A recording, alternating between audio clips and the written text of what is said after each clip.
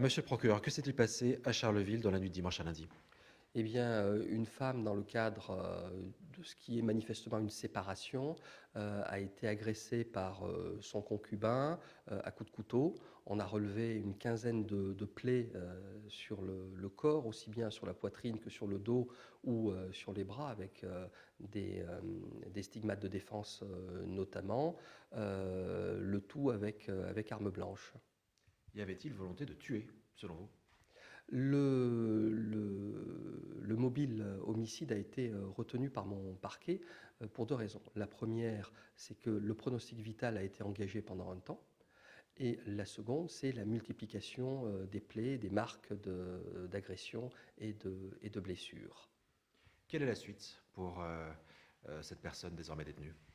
Eh bien, l'intéressé a été appréhendé, a reconnu une partie des faits. Il était alcoolisé, il dit ne pas se souvenir de tout et a mis en avant le fait qu'il avait répondu à une attaque de la part de sa concubine.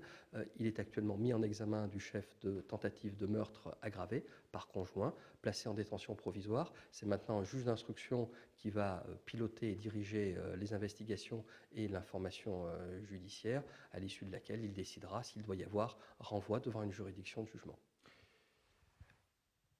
C'est une tentative de meurtre, c'est ce que vous nous, une tentative d'homicide, c'est ce que vous nous dites. On dit souvent qu'une femme meurt tous les 3 jours sous les coups de son compagnon. Est-ce que vous avez quelques chiffres sur la Marne, les Ardennes ou le secteur?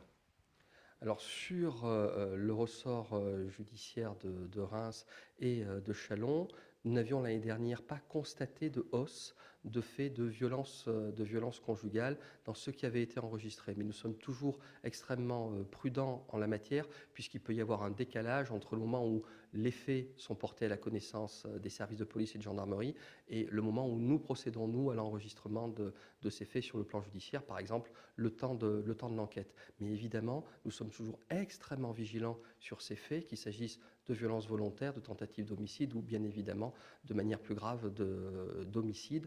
Dans le cas d'espèce, l'intéressé n'avait pas d'antécédents pénaux.